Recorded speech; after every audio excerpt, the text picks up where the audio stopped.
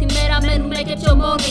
Καταλήξαμε δειλοί πίσω από μια οθόνη. Μη γίνεσαι κι εσύ στη σκακέρα, άλλο ένα πιόνι. Βαρέθηκα να έχουν όλοι βλέμμα που παγώνει. Αυτή η κοινωνία τα όνειρά μας σκοτώνει. Και την ελπίδα μαραζώνει. Τα βράδια έξω βγαίνουν και διασκεδάζουν όλοι. Μα το επόμενο πρωί πάλι θλίψη του στολώνει. Μου λες σε λίγο θα τελειώσει. Μου λες όπου να είναι θα ξημερώσει. Μα όσο περνάει ο καιρός δεν βλέπω ξημέρωμα. Το μόνο που βλέπω πάλι είναι ξενέρωμα.